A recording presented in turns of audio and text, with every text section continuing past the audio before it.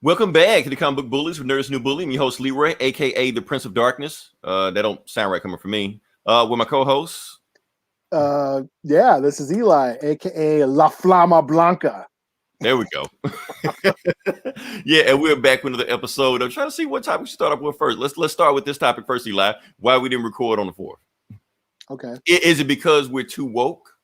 Or because Plymouth Rock landed on us? Or I just was busy doing too much shit. So I was like, I didn't want to be all tired and not be my normally lively self. So you saying you let your social life get in the way of a I did, and I was partying and shit, yo. Yeah. how dare you? You have upset everybody, especially that dude from the last episode that was masturbating. Listen to us. Yeah, titty clubbing. I was titty clubbing and smoking crack and beating hookers, yo. Yeah. For those who don't know what we're talking about, go listen to the last episode, like the first 15 minutes, you know what we're talking about. Just go a little bit deeper. Like I said, the reason we didn't record on the 4th, because like I said, Eli has stuff to do. Plus, honestly, Eli, I couldn't record anyway because I was at home. And I'm sorry, I was at work. I was at work, so I couldn't record anyway. Which is like your home. You live there. I'm pretty much there. I'm either working or podcasting. There is no in between. That's one or the other. And you're not the only person that said that. But yeah, that's the thing. And even my parents left. They left out of town, went to go somewhere else. They didn't want to come. I'm like, no, time and a half. I'm staying here, There you go. Yeah, so I'm just staying here. But the thing about it, like I said, it's we didn't boycott or we celebrated, even though we know the 4th of July means different things to Eli and my people compared to other people in the United States. But that's neither here nor there. Like I said, I'm pretty sure people were barbecuing and celebrating all over the place. If you go to any black barbecue that was yesterday, because there were plenty of them, one thing's for certain, they were not celebrating Independence Day. They were celebrating the 4th. That is a difference. Yes, there was ribs. Yes, there was barbecue. Yes, there was burnt burgers and shit like that. Yes, there was corn on the grill. Why is there corn on the grill? I don't know. But the one thing you will not see at a black barbecue on the 4th is the American flag. That won't happen. That's one thing I did appreciate about the Falcon and Winter Soldier show that did come out, early this year that people have already forgot about and moved on to something else, because they did address the duality of saying like a person of color or just anybody representing the American flag where they don't appear to be the ideal American. And I'm segueing, Eli, to this because, like I said, I told you I was going to talk about this. We're going to talk about this. Like I said, we're talking about Sha'Carri Richardson. Now, like I said, if you want to say the same parallel between, now people say they can't see the parallel between Marvel universe and between the real world, or it's too fantastical. This is what they're talking about. She's representing the American flag. She's going to Olympics as an Olympian, as a U.S. Olympian. That means she's representing the U.S. flag. However, like I said, we saw what happened to her this week earlier. Like I said, she got basically she violated policy, which is honestly, I think it's a dumb policy, but she still violated policy anyway. She got banned for 30 days for drug abuse. And guess what? It was weed. She got banned for weed. And weed is not even a performance enhancing drug. Like Eli, how many comic books we review every week? Not once have we reviewed a superhero that got his powers from weed. Not once. So, but at the same time, she gets banned for that. So I think that's pretty stupid. They didn't change that law. It's legal where she smokes at. So I think the Olympics need to change that rule. Not only that, but it's another rule that came out also. Not just her, while all this stuff was going on and she got all the press like that. They didn't say anything about the black female swimmers that caps got banned. The swimming caps got banned. Like if you have natural hair, you can't use the same swimming caps as other women in the Olympics, but they banned theirs. So that's another thing that just flew under the rug also. So I think all these things need to be addressed, looked at, or just thrown out. I mean, it's a dumbass rule anyway. Like who still bans for weed? NBA don't, NFL don't, MLB don't, Major League Baseball, but the Olympics that don't even pay the athletes ban, that's a dumbass rule. I like it like one NBA player, like LaMelo Ball said, if it ain't crack, let her run track. So that's my thing. Now, I do want to say one thing. We need to stop putting Michael Phelps' name in this shit. This has nothing to do with Michael Phelps. Everybody's saying, well, if she did that, they didn't do anything with Michael Phelps when he did it. Bullshit. They drugged Michael Phelps when he got caught with weed. He didn't even test positive. It was a pic from years ago where he got caught with weed. Now, I'm not going to post a pic because YouTube trips a lot, but Everybody remembers when it happened. He lost all the kind of endorsements. They called him all kind of crackhead and whatnot and everything like that. Not only that, he got banned 90 days. So people saying, keep that same energy you did with Michael Phelps. No, don't keep that same energy. Because if that was the case, she'd be gone 90 days instead of 30. So shut the fuck up. Stop bringing Michael Phelps' name into it. So wasn't Michael Phelps canceled for some shit? That's what he got canceled for weed. That's it? Yeah, weed. That's really? it. Yeah. He didn't fondle anybody or something? No. Oh, okay. No, a picture of him smoking weed and from a bong resurfaced. It's actually like a couple years old picture that resurfaced. He got banned, canceled, called kind of names, all this stuff. And he didn't even test positive for the Olympics. So they got him for that shit. So the Olympics need to like rethink their policy like that. That's my thing. That's what I think. But at the same time, this is one of the reasons why black people don't celebrate the 4th of July. That's all I'm saying. Because of bullshit like this.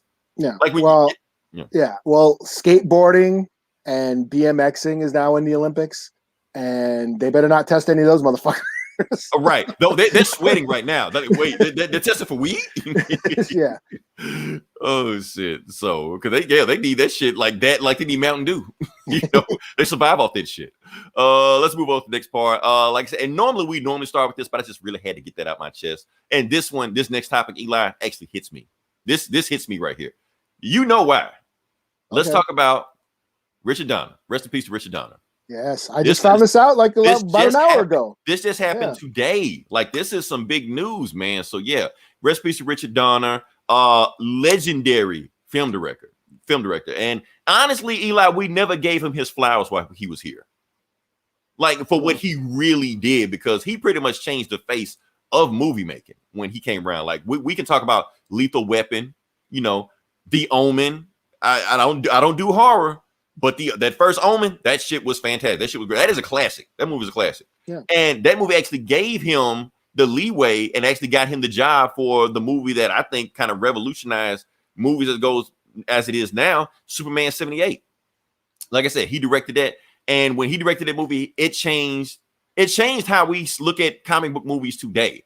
Without that movie, without Richard Donner doing what he did with Superman 78, we wouldn't have what we have now. We wouldn't have Iron Man and Robert Downey Jr. and X-Men and all these other movies that that Hollywood elites are shitting on right now, because Richard Donner set the tone for those movies. There's a lot of tropes that he put in Superman 78 that Marvel is using today. We're talking about a 40-year gap. They're still using this shit. And we're not talking about like how comic movies are today. Let's take it back to like 1978 when these movies came out. Eli, you remember all the movies that came out in the 70s, all those Scorsese movies, Death Wish, they were like Chinatown, all these movies like that came out during the 70s. And then all of a sudden, boom, Superman comes out. Now, back then, superhero movies weren't considered how they are now. There was no superhero genre. That didn't exist because it was the first movie. So it wasn't like now where, people thinking that, okay, aren't you a little too old to watch the superhero movies? Back then, that was pretty much general consensus. Superheroes are kid shit. That's just what they are. After a while, it's like after you get 10 years old, you stop looking at Superman, Batman, stuff like that. It's not like us 40-year-old motherfuckers that are happy to see when another, Scarlet Witch movie or Black Widow comes out, anything like that. No, back then, after 10 years old, that's what Superman was regarded as, and that was it. To be honest with you, Eli, I think Star Wars kind of paved the way. Yeah, well, Jaws, Star Wars, Superman, that was it was like the start of movies becoming blockbusters, fun, because the movies from the 70s were depressing. They were all heroes and not happy endings, kind of like Dirty Harry, also like that. That's whatever we had, the most cheery movie we had back then was Smokey and the Bandit, and that was about a bandit, But the thing about Star Wars, that when that movie came out, like Star Wars was also, marketed as a kids movie, not all family movie. No, kids movie. This is for 10-year-olds and under. What they didn't expect was like grown motherfuckers like that shit too. They weren't expecting that. They didn't know that there was like a subculture that like they're playing Dungeons and Dragons around the time like that would gravitate to a movie like that. So that's when they realized, okay, Superman could hit big too. Let's make a Superman movie. But Richard Donner, like I said, what he brought to the table was that I'm going to make it where Superman can be believable to people older than 10 years old. That's why the tag of the movie was "You will believe a man can fly." You know, Well, that yeah. was I mean, just the technique he uses. Like, you remember the very beginning, how it opens up like this classical Hollywood intro where you see a curtain go, like you're watching this big performance, right. like some classical Hollywood film. I mean, he pretty much used, cinema as a way to translate the comic book. What'd you say, Eli? What'd you I say? said real cinema. Yes, I had real to make sure cinema. I had to make sure my ears weren't clogged. Okay. Yeah, and it was just that story, standalone story. There wasn't 10 movies. That's true. That's true. But no, he used classical film techniques to translate the comic book hero. So, and it worked. It worked for the time it came in. So yeah, really appreciate that. Like I said, I can keep talking about Richard Donner and the Superman movies. Yeah. We never get The Goonies. The Goonies. He did the Goonies. Yeah. Lethal Weapon. Yeah, The Omen is classic. Scrooged is another good one. He did Scrooge? He made, yes. The Scrooge is like Scrooge. one of my favorite Christmas movies. He's done a lot of cool shit. Tales from the Crypt. He did a bunch of Tales from the Crypt episodes. Nice. Okay. So yeah. And notice that we're naming like different genres that he dipped his toe into and killed in all of them. Buddy cop, horror, superheroes, Comedy, yeah. The Goonies was a kid's movie. Right. He was supposed to do The Lost Boys, but then he ended up doing Lethal Weapon instead. There was sort of a time crunch. He was originally supposed to do The Lost Boys, and it would have been a completely different movie. It was going to be all about little kids because he just did Goonies. They wanted to do like another kind of Goonies. Because that was hot at the time, right? Yeah. So The Lost Boys was originally supposed to be little, grade schooler kids fighting vampires, but once it got made, it turned into teenagers. But yeah, originally Richard Donner was supposed to do it, but he ended up doing Lethal Weapon instead. So, which the buddy cop. I'll be honest with you, Eli. We could, if we wanted to, we could have did a whole Richard Donner podcast, but we're not gonna do that because I actually had a whole bunch of stuff going. But yeah, we will revisit this because rest in peace to Richard Donner. We actually got a full plate. Yeah. Let's go ahead and knock this out. What is the next thing we got? Oh, you ready to do movie reviews? Sure. I watched the movie. You watched the movie. So we both did our part. Normally it's just you. Normally this is just your part, and I go somewhere and smoke a cigarette or something like that. But now I'm actually going to show up and do my job. So let me knock mine out first. Let me just knock mine out first. Let's go with it. Like I said, the first movie we're trying to talk about is The Tomorrow War. Like I said, this is from streaming also. This is from Amazon Prime. Like I said, you don't have to go anywhere. It is not in the theaters. It is just strictly on Amazon Prime. The only way to watch it. This is one of those movies that was supposed to come out in the theaters, but like I said, with the whole COVID thing, stuff like that, it got hit. So that's what happened. So the movie, I think Paramount was the studio of this thing. So they sold all the movies. Every movie that Paramount had, like around 2019, 2020, they sold them. Just got rid of them and just made a quick book off of them. And you make whatever money you want to off of it. So they did the same thing with this movie, Tomorrow War, starring Chris Pratt. It is a Chris Pratt movie. It is a starring vehicle with him. And Eli, I liked it. I was expecting to be like complete shit, but I liked it. I mean, I'm gonna just give you a quick rundown of what the movie is. But okay, so here's the thing. The movie is everything. The movie is every sci-fi trope you've ever seen before. You like time travel, you like aliens, you like space marines, you like zombies, you like apocalyptic futures.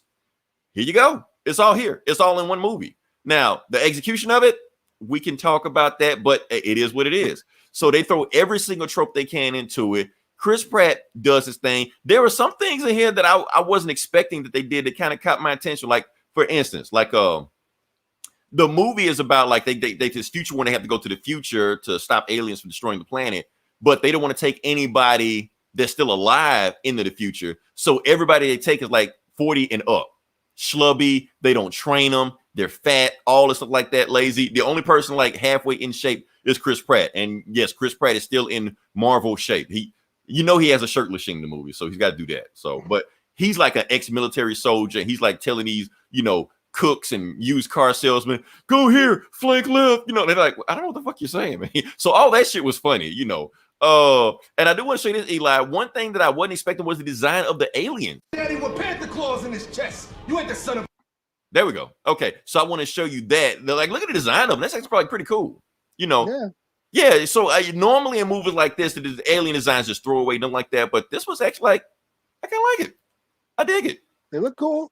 Yeah, pretty cool. There's some other plot twists and turns, stuff like that. Like I said, if this was a movie in the theaters that I paid to watch, I might have been upset. But since it was just a movie, I could back, chill, relax. It was a cool movie to watch. That's all I got to say like that. Overall, I give the movie either 3 out of 5 or 3.5 out of 5. I'm trying to see. It's somewhere in that range. Screw it. I'm gonna go 3.5 out of 5.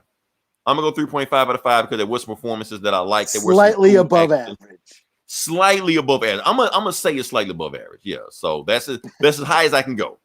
Like I said, it didn't blow me. And now here's the thing: like a lot of these movies I watch at streaming, like y'all say, oh, you gotta watch this movie, or you gotta watch this movie at streaming. Most of the movies suck. Like that last Without Remorse, that Michael B. Jordan movie, I like, y'all could have kept that shit. So I was expecting something like that. So when I'm grading on a curve compared to movies like that, yeah, this is a must-see compared to shit like that. So yeah. Well, of course, the buzz on the internet is this movie sucks, but that's because there's no gray area. There's no gray area. Ones and zeros. That's we're binary. Yeah. We're binary. But at the same time, you got. And I looked into that, Eli, because you got to see who's saying this stuff. So if you look at critics and Rotten Tomatoes, they say this movie sucks, and you expect that. I wouldn't expect a critic to like this movie, but if you just want to be mildly in it, because the story makes no sense, so I don't expect a critic from Rotten Tomatoes to give a high score to a plot that didn't make any sense whatsoever. They even try to explain it, and when they start explaining like the time travel concept, stuff like that, I actually like zoned out. I paid no attention to anything they were saying. Like, let me know when you stop talking about explaining this shit and get to the funny shit. But as far as like the social media like that, people actually seen it that don't watch 50 movies a week or something like that, they say it's okay. It's don't hate it. Yeah, I mean, it's okay to like an okay movie. You can be entertained and turn your brain off and like whatever. You don't have to be totally blown away or cry. Right. To like something. You can just like, oh, that wasted a couple hours and that killed some time. And that's what it was. That's what it was. It was a time waster. That's all. That's how I looked at it. I didn't look too deep into it. It was just a thing. So yeah. That's all I got. You're up, Eli. What you got? What you got for me? Well, I watched Fear Street Part 1. Now that's the thing. Now I said my movie. Now you better impress me with this one, Eli, because I know when I said I watched Tomorrow, I was like, it's but when you saw this movie, you just like, oh, you gotta see this. You gotta see this. So wow me. Well, you like Scream, right? Did you like Scream? No, I know you love Scream, right? I love Scream. Yeah, okay. Yeah, you're gonna love this. I was really surprised. Now this is R.L. Stein. R.L. Stein is the author of kids books, usually kids horror books, the Goosebumps series, kind of aimed for kids. I actually read a couple to my son when he was little because he was into horror and shit. But then he had another series called Fear Street, which is more aimed at older kids, like young adults, like teenagers. Went a little harder than the Goosebumps series.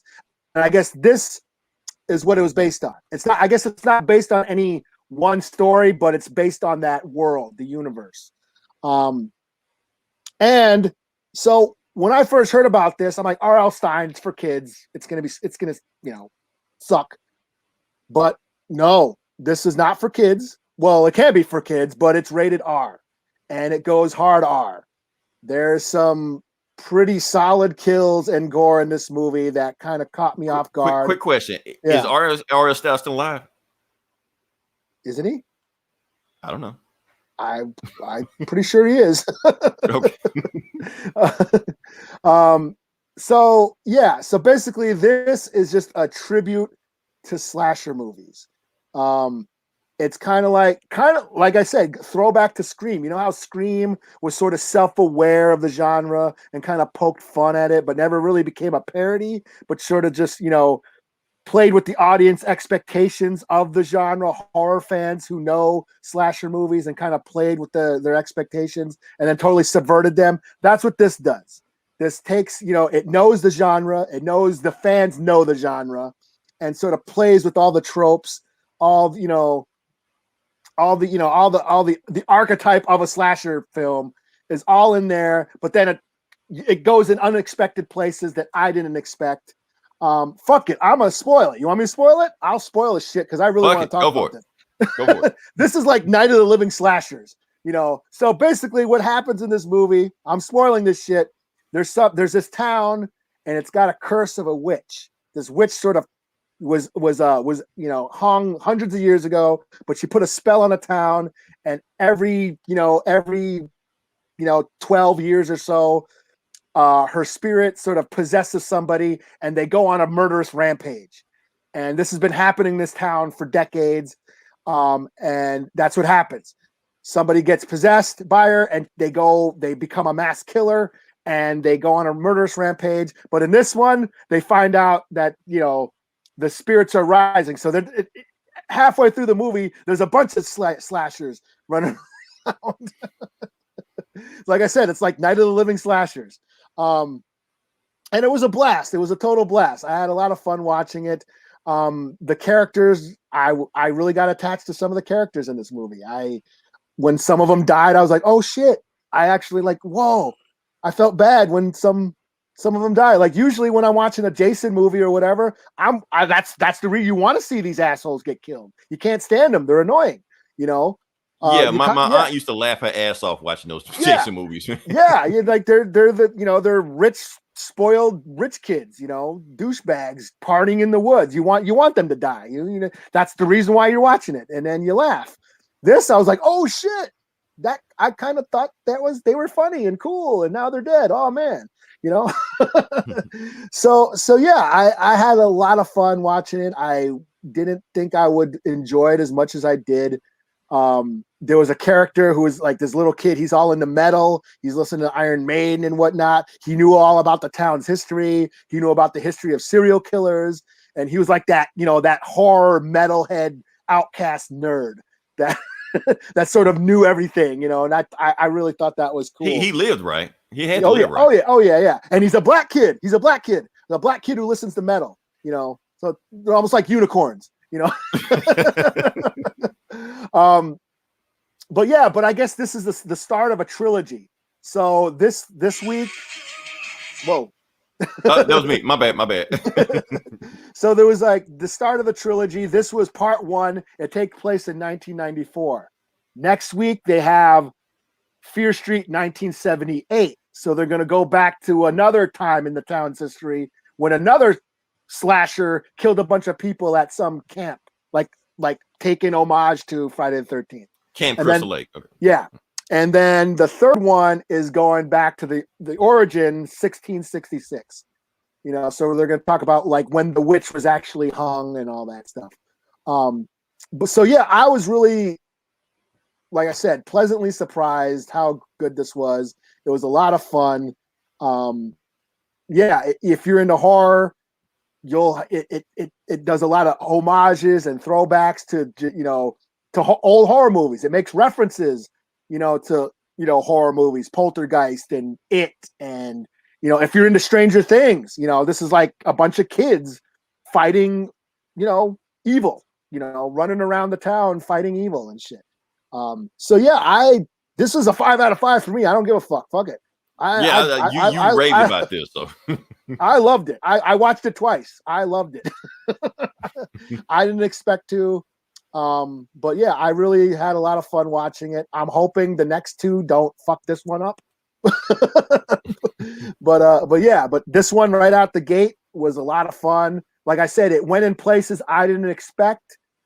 Now that I know sort of the plot now, that was sort of the fun. The fun was not really knowing what was happening. And now that I do know what's kind of happening, I'm wondering if that's going to carry over into the next 2 movies, and you know what I'm saying? So I won't be a surprise, you know what I'm saying? Because that was part of the fun. Like, oh shit, the plot is kind of thick. It's not just your run-of-the-mill slasher flick. Kids get killed and by a masked psychopath. No, this kind of the plot is a little intricate, and you kind of got to pay attention. And that's what I enjoyed. So, like I said, it played with the genre, all the tropes of the genre, but it also subverted them and went in a direction I didn't expect. So props to that. You know, as a hardcore horror fan, I enjoyed it. So nice. Okay. So high recommendation from Eli. So yeah, we can go with that. If you're into horror, check it out. Yeah, nice. Okay. And Blake, you said you got 3. So you said the next one's coming out next week? Yeah, every week for the next. Yeah. So next week with the new one, and the week after is the next one. So okay. Almost like I guess it's almost like a series where we're seeing an episode, but it's a movie. Yeah, but it's a movie. It's a full-length movie. I mean, mini series. Mini series. Maybe? Remember we had those in the 80s? We had those in the 80s. They kind of disappeared, but it was a thing. Yeah. I mean, this was like almost 2 hours long. It wasn't just 90 minutes in and out. Yes. It was like actually like I said, the plot was actually kind of intricate, you know. Yeah. Check it out, yo. It was dope. So I'll get caught up. Let me see. We didn't even talk about the box office. Let's talk about the box office real quick.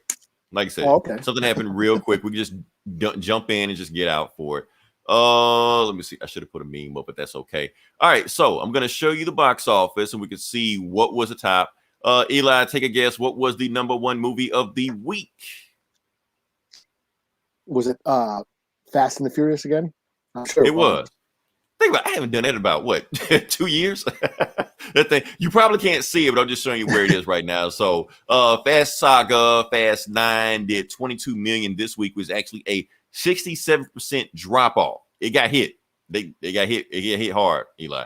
So yeah, this probably gonna end up being the lowest grossing fastest movie. Plus you had Boss Baby, had Forever, Purge. Still haven't seen any of those. Let's see where Fast and Furious is right now. 497. So Eli, let me ask you this: have you seen the memes? Hell, you shared some of the memes. They're hilarious. I did. You shared some. Yeah. So here's my thing: like you expect that the movie to, like I said, the memes have just taken out, because the memes actually started last week when we were doing the show. Then I was like, okay, that's pretty funny. But now they just Facebook and social media just ran it into the ground. I'm just going to show you just a few of them. There's actually a whole group page where all of them are coming from. As you can scroll, like Full House, no. Family Matters, yes. I'm such a family man myself. Scooby-Doo, yeah. Power fan. I'm trying to find out. Yeah, you have no power here. So all this, yeah. The Star Wars, use the Force. You don't need the Force when you have family. So all this stuff is funny. Yeah, when you join us, no, I don't like that. But still, I have an army. The Lord of the Rings one, where you have my bow and you have my sword and you have family. I don't need Force. I got family. Now I'm trying to find the one with Home Alone on it, because you know they had me opening my Facebook meme. People just kind of running out to it. We are family. That's pretty funny too. Now the Home Alone one was pretty funny. Also, the reason Home Alone was funny because they had Kevin McAllister, and he was just like, "I don't care about family. Fuck my family. I wish I never had a family." They show him with a shotgun. I was just like, "Oh, how much prep time does Kevin get before Dom shows up?" You know, because I don't know, Eli. Kevin might get him. You know, he might. What we got, Mr. Bean's family. So here's my thing, Eli. With all these memes just going crazy stuff like that, do you think this may have hurt the movies or help the movies? Oh, I don't think I don't think it's hurt it. It's just the buzz. I mean, people know how kind of, people know these movies are kind of lowbrow entertainment. They're not expecting this, intellectual, experience from a Fast and Furious movies. Yeah, so I guess kind of, they're kind of dumb. You leave your brain at the door, and this is just a part of that. I mean, that's all. Yeah, it's funny. I'm not saying it's not. It's funny. It's hilarious. So that's my whole thing. But like I said, the way the box office dropped over the second week, Eli, this probably might end up being like one of the lowest grossing ones all time. So it's kind of like we still are in a pandemic. People are still iffy. I'm still iffy. Shit, my AMC Stubs membership just kicked back in, and I'm like, shit. I don't know if I want to go to a crowded theater yet. Okay. Let's test that theory. Over and under, Eli. Black Widow over Fast and Furious opening weekend or under? Oh shit. You mean like opening weekend or is it gonna be opening weekend? Opening weekend. That's all. Just opening weekend. Domestically, that's all. I think it might What are steaks? What are steaks? What are steaks? You eat a cheeseburger? Cheeseburger? Pizza? What for me? Pork chop sandwich? What am I doing? Yeah. Are we betting what are something? steaks? Yeah, what are steaks? What are steaks? Yeah. I don't know. A donut. I'll eat a donut. If I'm wrong. Okay. What do we do I say? get to pick the topping? Do I get to pick? I don't even. Okay. So What let's are see we saying? let's see what the steak. Let's see what the stakes are. Okay. So over and under Black Widow, are you going over or under that it's gonna beat Fast Furious weekend? Like I said, the opening weekend, I think Fast Furious was 70 million. So that means Black Widow has to beat 70 million opening weekend. I don't think it's gonna beat Blackwood. I mean, I don't think it's gonna beat Fast 9. The opening weekend of Fast 9, I don't think it's okay. So you're saying that you think Black Widow won't beat Fast 9's opening weekend? No, just because it's also on Disney Plus. Gotcha. Okay. I think it will. We got a bet going.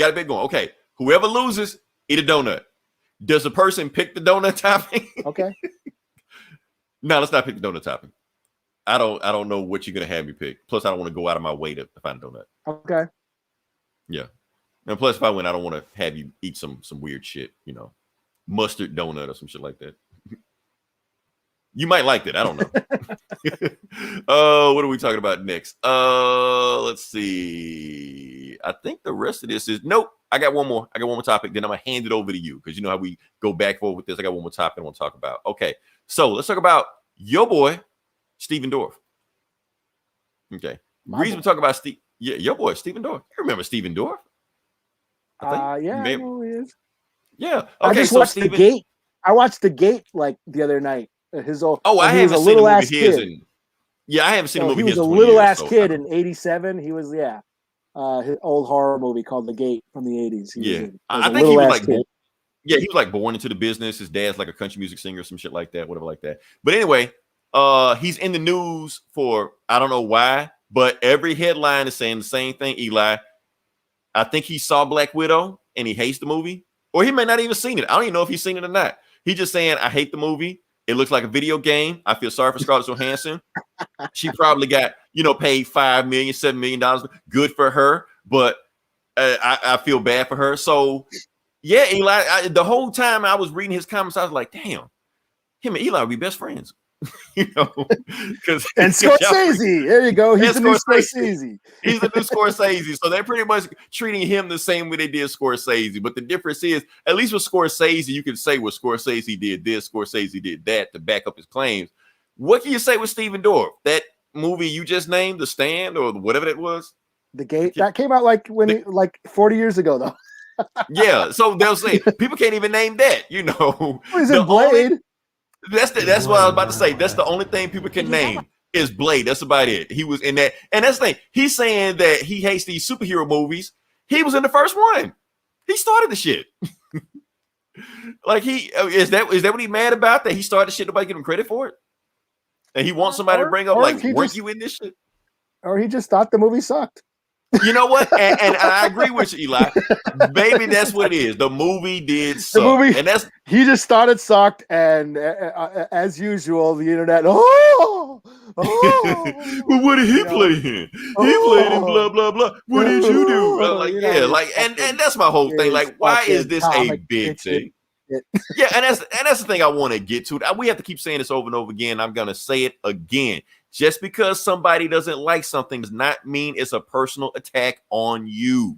Somebody doesn't like something, they just don't like something. You don't have to go out of your way to attack them. Now, unless he says some shit like, you're stupid for liking these movies, which he might have said in an article. I don't know. I didn't read it. But yeah. But that's my whole point. So there's no reason to go out of your way to attack him. Yes, Steven Dorff says Black Widow sucks. Guess what? Life will move on. We will not, I'm still gonna see it. Whether yeah, and the people that weren't gonna see it whether or not Steven Dorff said it or not. So his opinion is just his opinion. Look, my band director he always said that an opinion is like an asshole. Everybody's got one, and they all smell like shit. Everyone's one. Everyone's right. Everyone's one asshole. So there's no reason for like 50 million articles of Steven Dorff, who I haven't even heard of since Blade 1, shitting on Black Widow. And it's a news article. It's not. We haven't even seen the movie, Eli. We might next week might say the exact same thing Steven Dorff saying. We don't know. I mean, we're not Disney Shield. Disney isn't paying us a dime for this podcast. You know, No. Now every other podcast that says every Marvel movie is a 10 out of 10 before they even go watch it. Yes, because they get season tickets and premiere tickets to go see this shit. We're not John Campea. We're broke. They don't pay us shit. I think we're the only two who actually liked Aquaman. You know, like dudes that liked Aquaman. No, Aquaman was popular, I think. Yeah. I mean, besides, we don't understand Jason Momoa. I see a lot of people always shitting on Aquaman, but you know, we actually enjoyed it and gave it a positive review. And see, you know, honestly, Eli, you know why? You know why? Because of branding. Now, when people see a Marvel movie, they think, oh, it's good. It's automatic. That's why people are so, you know, defensive of about Black Widow. But when you see a DC movie, it's the exact opposite. DC is associated with shit. That's just what it is. Yeah. So when you see DC on the logo, regardless of what it is, you're like, oh yeah, I don't even see that movie. So that's why people were just shitting on Aquaman to begin with, you know. But honestly, I thought Aquaman was just as good as any Marvel movie. I thought it was better than most of them. Yeah, honestly, it was. Yeah, I mean, most of the MCU are just okay. There's some standouts that are dope, but you know, most of them are just average movies that, you know, I've only watched once. Look, I had all I wanted from Aquaman was for Aquaman to summon a school of sharks on a bad guy. That's what I wanted. They didn't give me that. However, he rode a kraken. I'm good. Yeah. Like, just do that. I'm good. Yeah. I don't care what else. He had his own pet Cthulhu, and it was right that he rode into battle. I was just like, and the fight scenes were better than most of them. Again, most Marvel action scenes were like you can tell they put money on the screen. So yeah, so I was just like, after seeing that, look, they had a octopus playing the drums. I was like, after I was like, Aquaman owes me nothing. You can tell that I earn my money. James Wan actually directed the movie, actually directed the action scenes, and not the second unit stunt team. You know? Right. Like when they bring a director in, nah, you don't have to worry about that. We got a guy. We got a guy. No. If you watch James Wan, because James Wan did a couple fast movies, right? Didn't he? He did. Yeah. My favorite. He did my favorite. Yeah. Yeah. And you can totally tell by watching Aquaman that he turned Aquaman into a Fast and Furious movie. Yeah, I mean, like I said, because that's exactly what it was. It was like 3 movies in one, you know. So, but that's the thing I like about it. So yeah, just because people just shit on these superhero movies, and like I said, we haven't seen Black Widow. I'm interested in seeing what people will say about this movie. Maybe people hate it. I mean, because let's be honest with you, Eli, there's no reason for this movie to even exist. No, I mean, her story is done. We already killed her off. Or is it? Dun, dun, dun. Nah, she's done. Her contract. Is Mephisto? What did Mephisto do? Is like she right a mutant? Maybe the X-Men will show up. She sold her soul. Like, how many times did Black Widow die in the comics? I mean, Loki showed that there's a shit ton of fucking Infinity Stones sitting in a drawer somewhere. Right. Alligator Black Widow around somewhere. She'll show up. Yeah, but now it's done because Scarlett Johansson's contract is up, so she's out of these movies. Kevin Feige, made some bullshit statement. We would love to have her back in some capacity. Nah, they're done with her. Scarlett got better shit to do with these movies anyway. So, I mean, yeah, Steven Dorff shitting on Scarlett Johansson for making these movies. But yeah, okay, so she played in a kid's Marvel movie. That's not the only thing she does. Hell, she won 2 Oscars last year doing other shit. So, yeah. So, did you see Jojo Rabbit? I didn't see it, but she won an Oscar for it. And that other Netflix movie, the other Netflix movie with Adam Driver.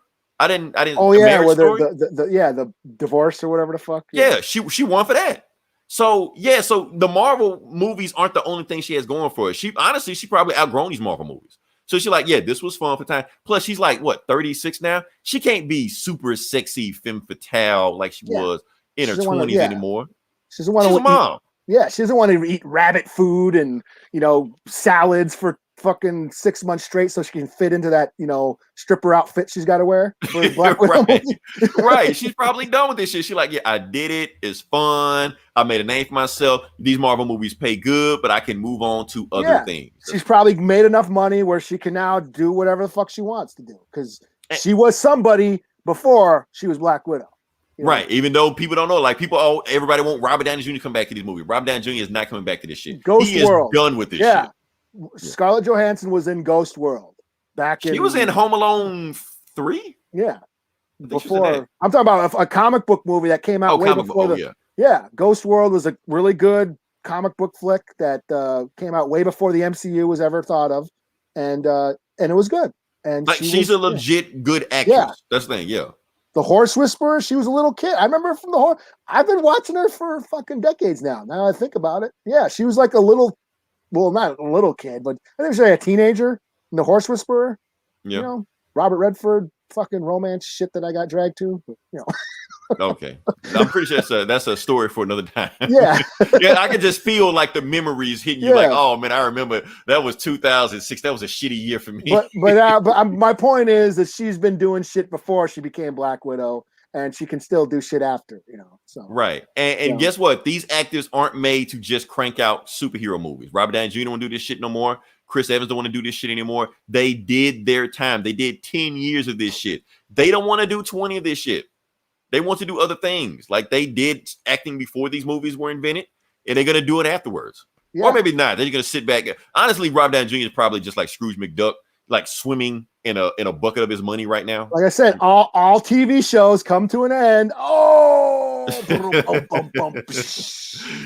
we'll see when the Marvel season finale will be. So the season finale happened, and now we're moving on to a spin-off series. Right. Now it's doing exactly what they are. We got the series going.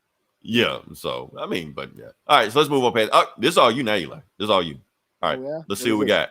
What we got first? Okay. I don't even know what this is. Oh, shit. I totally forgot about this. Damn. This is old. You did. I figured you did. Old. This is like Thursday. You know? Dog years. Yeah. Okay. So, FX, they are doing an Alien TV series by Noah Hawley. He's the one who's in charge. He's done Legion, which was dope. He did Fargo, the TV series, which was dope. And now he's doing the Alien TV series, which I'm kind of stoked for. But it's not going to focus on Ripley. It's going to focus. I think he's going. It might be sounds like it might be a prequel of sorts. It's going to focus on Earth and focus on the Weyland-Yutani Corporation and the shady shit that they're doing. And he says he just quoted that he's going to tackle themes of corporate, capitalism and classism. That's all he said. But, these neocon fucking snowflakes heard it. Mm-hmm. All these comic skaters, oh, Alien, it's going to be woke now. Oh, so now they're freaking out, and these long diatribes about how PC cancel culture wokeness is ruining their favorite shit and all that bullshit that they're always bitching about. Obviously, didn't get it that Alien always did deal with those themes, right? We talked about it in Aliens, like the second sequel. Yes. It was basically like a woman's movement movie. Yeah, the feminism thing aside, they've always dealt with classism and corporate, how corporations exploit their workers. Crew Expendable was the first movie. The Marines were expendable in the second movie. The prisoners were expendable in the third movie. Those movies are all about corporations fucking over people for profits. Right. So this is nothing new. Shut the fuck up. It's the same old shit. You're an idiot. And let's move on. Now, here's the thing, Eli. Not only people complain about that being woke, have you heard about the news about He-Man? The Netflix one? No. Is that woke too? Apparently it is. The rumors are, just like you're saying rumors about this being woke, they're saying rumors about He-Man gay? That would be awesome. He always was. That's neither here nor there. Now, here's the rumor that's going on right now. He-Man is not the main character of this movie, of this TV show. Oh, yeah? Teela is. And matter of fact, I think if you even look at I don't even think the name of the show is He-Man. I thought it's called Masters of the Universe. Masters of the Universe. So since He-Man's name is in it, they can just do what they want. So basically, Teela is actually the main character or main hero of the story, and He-Man is a side character. And when even the rumor of that got out, the same people that are losing their shit over this, losing their shit over that. this is woke. They're ruining it. Oh, Tila's tits are too small. Yeah. My thing is like, why are they so upset over this shit? Is it really that serious? It's okay. They have a woman Tila. Okay, whatever. Either people watch it and like it, or they don't watch it and don't like it. That's my thing about it. I'm watching it for Skeletor and Trapjaw, and that's all I give a fuck about. Yeah, right. I don't give a shit. You know. Unpopular opinion, I never gave a shit about He-Man. That was my thing. I watched the cartoon. I always wanted the toys, but I never got any. The toys were awesome. The my toys were awesome. My friends always had them. I didn't get any. But I did watch the cartoon a lot. So I was a fan as a kid. You know. They had like 3 animations that they just rotated through the whole show. I saw that even when I was 5 years old watching this shit. That one shot where he'd run. Right. I'm like, oh man, this shit is terrible. That's just me. I know it's sacrilege to disparage He-Man because I know it's I don't know what the fuck. I don't give a shit about He-Man. Anyway, this is also you. And I don't want to hear about this because I don't know what this is, but you got really excited when you saw it. So did I? What is this now? Oh, see, that's the reaction. That's the reaction you gave me. This is old too. This is like Wednesday or something. So the Many Saints of New York trailer dropped the other day. It is a Sopranos sequel or prequel movie. Sopranos was a TV series on HBO back in like late 90s or 2000s. It went into the 2000s. Like early 2000s, yeah. Yeah, about this mobster, this mob boss who goes to therapy. And, is that what the show was about? Yeah, he goes to therapy and he's struggling with, he's a total anti-hero. He's a mobster, but he loves his family. He's trying to raise his family and deal with his kids and all that family drama, but also he has his other family that he has to deal with, and he's juggling the duality, the dark and the light. You mean like the mafia family is actually family? Yeah. Okay. So the dark side that he has to deal with, the seedy underbelly of his business versus the loving father and husband that he's trying to be. So there was always that that dynamic. The exploration, the philosophical, existential exploration of, becoming the monster if you look into the abyss too long, all that shit, and it played with that because he was going to therapy. He was in therapy. So it was kind of, what was that? Analyze This? Was that movie with De Niro? Robert De Niro and Billy Crystal. Yeah, it was kind of like that. But that was more of a comedy. Sopranos was a more straight up serious, violent crime drama, but it dealt with the mob. And I was a fan. My whole family was a fan. Every Sunday we'd make macaroni. I'm half Italian. I was raised by my grandparents from Brooklyn, as a kid. So I really, that's kind of why I love Goodfellas. You know what I'm saying? So it was like much. Dallas for you, like it was for my family. I guess. Did you watch Dallas? Man, we love Dallas. Dallas was a family event every Friday. Okay. Yeah. Even though we're not Dallas, Texas rednecks, like that. We love it. J.R. Ewing was like the greatest. Yeah, I'm a half breed. I'm half Italian. That's where my last name comes from, Finero. That's my dad's name. He was from Brooklyn. My mom was from South Dakota. I was raised by my grandparents, his parents, who were loud ass New York Italians. I was raised. That's why, like I said, that's why I love Goodfellas so much. Not because it was just a gangster movie, but how the lifestyle was captured, the culture, the food, the banter. It totally reminded me of my family back east. To the point where, like, hey, that door was on my aunt's house. Like, I recognized a door in that movie. Wow. Okay.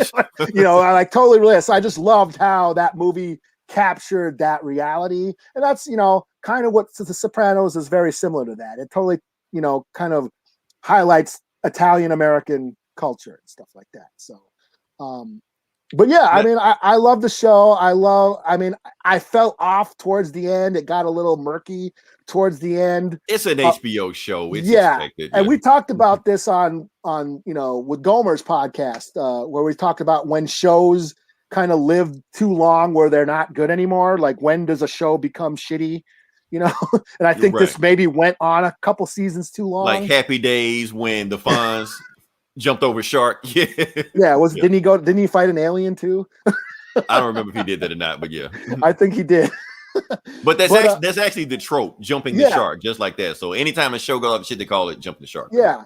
And of course, the ending episode is infamous for pissing off all the fans because it just, it just ends abruptly. It pissed off a lot of fans. People, of course, it's been analyzed, over the years of what the meaning was. Did he die? Did he survive? Was it a dream? Was he ever alive? Yeah, all that bullshit. It's been, but but I saw this trailer and it really goes in, deepens the mythology. They've been talking about doing a Sopranos movies for years. They never did, but now they're doing it, and it's a prequel. So it's young Tony Soprano. Of course, since James Gandolfini passed away years ago, they got his son to play him. Nice. Okay. Young Tony Soprano, and it looks good. It looks good. I was stoked to see it. I'm excited to see this. Now, where is this going to be on? Where is this? HBO. I'm sure it's going to be on HBO Max. It's supposed to come out in theaters as well. But yeah, is this for this year or? Yeah. Really? I think that's the fall. Yeah. Okay. Yeah. I might watch that. I've never seen a Soprano episode before. Yeah, I mean, I'm sure this is like a standalone flick. I mean, watching The Sopranos, I'm sure you'll get. I mean, watching the trailer, I got all the little references and stuff. It looks like they they deal with like the race riots in Jersey that happened in the 60s. Wow. I think Frank Lucas might be a side character. Oh shit! Okay. So because did the Sopranos ever do that? Like reference real life people in the TV show? A little bit, yeah. They did a little bit. I mean, because like I said, that whole Gambino thing was going on around the time when the show was on. Yeah. And they dealt with like all kinds of stuff, like the Russian mob. There was the hip hop episode where Tretch from Naughty by Nature, he played a rapper that wanted to get more famous, but he was all like, all the best rappers got shot, so maybe if I got shot, my record sales would go up. So he pays one of them to shoot him, and he ends up shooting him in the ass. It was hilarious. Oh damn! Like it was really fun, like that dark comedic, that really dark comedy. The show had. I mean, it was mobsters. When somebody, like Tarantino or Scorsese, somebody dies, you laugh. Yeah. So I don't know. I'm excited to see it. So I thought that was a pleasant surprise when they dropped the trailer. Because to tell you the truth, I haven't given a shit about The Sopranos in a good decade or two. I mean, it went off the air like 15 years ago, probably longer than that. So and but like I said, I kind of stopped watching the last couple seasons. So it was like I haven't given a shit even before that. So so to see the trailer and like, wow, that looks good. So yeah, I'm stoked. The only thing I know about them is that Nas sampled their theme song. That's pretty much it. Woke up this morning, got yourself a gun. Self a gun. Yeah. Hell, I'm putting at the end of this episode. Yeah, it's got a dope bass line. You gave me an idea. Yeah.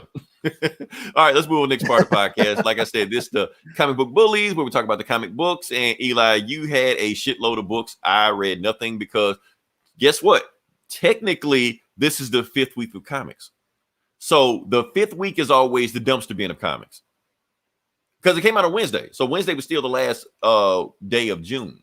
So, and yeah, you could always say, oh, this was the shit week of comics. Yeah, you've listened to this podcast enough, we know. But yeah, compared to what we normally review, we had to dig in the crates on this one. Now, maybe you have a different opinion than I did, Eli. I was just like, man, I had to dig for some shit. A lot of my indie books wrapped up this week. So, So I thought it was a full week for me. Okay. I think we have two different opinions, but that is cool. That is okay. So I'm gonna let you go first and knock out whatever book you want to go. So you're reading Shang-Chi? You're doing that one? I'm doing Shang-Chi. Yep. Okay, I'll let you do that. And versus the Marvel Universe. Yeah. Okay, I'll do Beta Ray Bill. Cool. Okay. Beta Ray Bill. I was on Gomer's podcast last night. He reviewed it also, so I kind of know where this book is going, but I want to get your opinion of what you thought about it. So. Okay, so yeah, Beta Ray Bill number 4, Daniel Warren Johnson writing and doing the inking. Okay, Mike Spicer as the colors.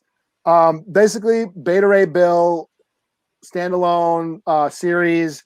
He's gotten his Thor broke Stormbreaker, so now he can't turn back into a human. So he's going on a journey to get Surtur's sword, the Twilight sword, so he can have, turn himself back into human at night, so he can go fuck, what's her name? Lady Sif. Lady Sif. So he's teamed up with Scourge and what's his face? Pip the Troll, and they're on this journey to go to find Surtur. But then along the way, Scuttlebutt, his ship he's on, somehow manifests herself into a hot robot who has been in love with Beta Ray Bill from all her life. And so last issue, they thought they finally went down the lake of fire or whatever, the pit of flames, to get the sword, but instead a big giant Cthulhu octopus monster attacked them. And now this issue, it's doing something to the ship. It's making Beta Ray Bill live all like his most painful memories, of when he lost his human form, when he had like surgery. They tried to do surgery on him. When the last time he saw his mom. There's this scene. Let's see. This part when him and Thor first got into a fight, and I love Daniel. Is that suplex? Yeah, suplex. Okay. Yeah. Daniel Warren Johnson's a huge pro wrestling fan, and if you read a lot of his stuff, he incorporates a lot of wrestling moves in his fights. So here's a shot of Beta Ray Bill giving Thor a suplex. I love Daniel Warren Johnson's art. His action scenes are really cool. But anyways, he finally gets to the sword. He finally finds the Twilight sword. But as it turns out, did they bring up the prophecy that nobody actually supposed to actually touch that sword? Did they say anything about that? Yes, and that it also needs to be proven in battle or something. Like every now and then, the wielder who has it has to prove themselves in battle to be able to wield it. So, of course, at the end, big ass splash page.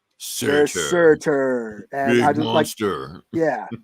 Like I said, I love Daniel Warren Johnson's art. It's just so gritty and raw and visceral and thick lines that are just really pours into the contrast of the scenes and stuff. So anyway, I'm digging this series. This is another fucking 4.5 out of 5. I was hoping it was going to be more of a like they were going to actually battle this monster, but it turned into this trip down memory lane. So that's the only reason why I'm taking a little half a point off it. But other than that, this is like one of my favorite books right now. Shit. So yeah, I mean, honestly, everything you said about Beta Ray Bill seems awesome. Like, I don't know why Marvel didn't do something with this character earlier, other than just making like Thor's sidekick, because he seems awesome. Yeah, and it seems like that seems to be Daniel Warren Johnson's specialty. He takes like these outcasts, like if you've read like Murder Falcon, which I thought was awesome, and Extremity, he takes these like sort of outcast characters that are kind of shunned and feel like they got no purpose, and he really dives deep into what motivates them and their emotional, turmoil within, and makes you really give a shit about. Like, here I am. I never gave a fuck about Beta Ray Bill. Yeah, he was always a Thor knockoff, whatever. And I was horse Thor. That's it. Yeah, horse Thor. I never cared about. Here I am, like, wow, this is like the Elephant Man. This is like the fucking Elephant Man. Right. Damn. That's just it just takes that one writer to crack the code. That's all it is. Yeah, and complete with his art, it's just gritty, raw story about this guy who's been fucked over. So all right, so let's see. All right, next book we got. I'm gonna do Shang-Chi. I'm gonna do Shang-Chi. That's the name. I'm gonna make sure I do the pronunciation right. We are not those other YouTubers, Eli. We're not comics gators, so we're gonna not my Shang-Chi. Right. They call him Shang-Chi. I'm gonna call him Shang-Chi. I've been calling him Shang-Chi all my life. I'm not gonna start pronouncing it the right way now. Agenda, right? Yeah, I don't care if it's shit how you pronounce it. I'm gonna go eat a taco now. Go to Taco Bell.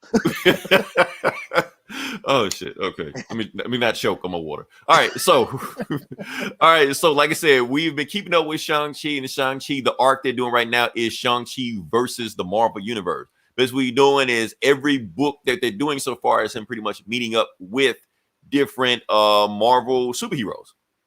Last book was Spider-Man. This one is Captain America. So that's how the book starts off. So they pretty much just throw us right into the action, or pretty much right into the storyline, what's going on. They're going to Macau, southern coast of China, and they're going to meet this gang called the Iron 88. Eli, you think that's a reference to Kill Bill Crazy 88? I did, yeah. Okay, I did. I just want to make sure I wasn't the only one. I know. That's what I thought of. Unless it's a Nazi reference, but I didn't go there. I'm sure it's not a Nazi reference, so I'm pretty sure. Okay. Okay. All right. So they go into Macau because there is an auction going off. They auction off one of the most powerful items in the Marvel comics, and it is a cosmic cube. And right now they have 3 factions that are going there. You got AIM, the Hand, and Hydra. They're all going to bid for the cosmic cube at this casino owned by the Iron 88. And it basically, okay, we're going to send a bunch of guys down there. We're going to break in. We're going to rappel down there. We're going to go in there while they're doing all that. Deadly Saber, a.k.a. Takeshi, he's just nervous. He's just trying to get dressed for the event. He like, you see my necklace? How my necklace look? How my, we got to look fly for this. You're like, what the hell are you worried about, man? Like, this ain't a social event. You're like, no, this is a social event. We're going to see a whole bunch of supervillains there. I want to make sure, and we're supervillains. We're criminals. So make sure I look fly when I go into this casino, And, Sister Daggers is like, okay, so when do we leave? You're like, no, the casino's 21 years and older. You can't go. She's like, yeah, stupid. So he's like, anyway, we need to make sure we look good. We got a reputation to maintain. You're the supreme commander, of the 5 deadly houses. You got to look good, too. I got to look good. And we go in there. So like, okay, so fine. So they take a flying car instead of just, breaking in there and just smashing everything. They decide to actually attend the event. So they go to the Iron 88 casino, which is awesome looking casino, and they go in. MODOK is there, with Hydra goons, he like, man, don't high five me, don't look at me like that. And then you like Shang-Chi and Brother Dagger, Brother Saber, looking, like a photo shoot, stop, pose, go in there. Man of Hydra like, okay, yeah, and so Brother Saber, Deadly Saber knows all these folks. He's like, yeah, I remember you the one that gave me that limp last time. They walk into there, they see Madam Hydra, MODOK, the Hand, all stuff like that. And Brother, Saber just like, I want to introduce you to the new Supreme Commander of the 5 Deadly Society, Shang-Chi. And you can just hear the music just stops. They're like, wait, what? No, not Shang. That guy broke my nose last week. They got like an Avenger, some shit. Like, dude, you chopped me in my throat last week, man. I had to talk like Alvin Chipmunk for a whole month. He was like, I don't even remember that. Yeah, I remember that. Man of Hydra's like, oh, I'm glad you're a good guy. I'm glad you're one of the bad guys now, Shang-Chi. Your father always had, thought highly of you, especially when I had my pistol at his head. He, was hoping you would take over, So Man of Hydra just like this, and while all that going on, Brother Saber just like, so how I look? My necklace look good? I'm good. So Shang-Chi, because he can sense ki and energy and shit like that. He can feel nervous energy from his brother. He's just like, man, what you worried about? And then he looks up, and it's, what was the lady's name? Lady Iron Fan. And when he sees, he's like, oh, that's why he's nervous. So all of a sudden, Brother Saber gets all nervous and shit like that anytime Lady Iron Fan walks in the room, And then, offer him some drink. He's just like, champagne. He's like, nah, no, thank you. And then Brother Saber got arrested. He's like, look, take the drink. It's rude if you don't take the drink, but don't drink the drink because it might have poisoned it, So take it, but don't drink it, And then well, this shit goes on. So MODOK comes in the room. He's just like, look, man, I'm glad you're a supervillain now. I want you to take some notes from me. Make sure when you're talking to your crew, leave no emotion into it. And that's the thing, Eli, is me or does MODOK always like think he's Dr. Doom or Magneto? Like he think he's on that level? I think so. I think so. He's not, but he like, shh, take the wisdom of MODOK. I've done this supervillain shit for a while. So another dude high five. He like, man, quit high fiving me. So he blasts the dude. And while he killed it, one of the other guys sipped the champagne and died. And that's when Brother Saber was like, I told you to drink that drink. So we go to the auction and everybody's bidding. And like, Lady Iron, and that's the guy, his arm is fucked up from MODOK and he can't barely lift his arm. 2, give me 10, give me 6, give me 7, give me 10. Who's gonna give me 9, give me 10, so like that. Who's gonna do it? And then the highest bid is 10 billion, and that's when Shang-Chi is like 20 billion. because he know nobody in the room got 20 billion at that much. So, but here's the thing: going once, going twice. The hand says 30 billion. He like, wait a minute, the hand ain't got 30 billion. He was like, well, one of the people that came to the party, that the guy that drank champagne died.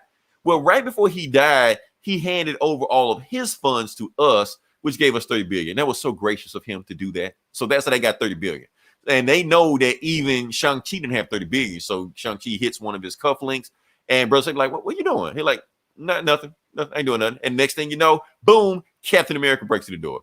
And he be like, party's over. Captain America's here. Captain America goes to work, because he is the cosmic cube is in town.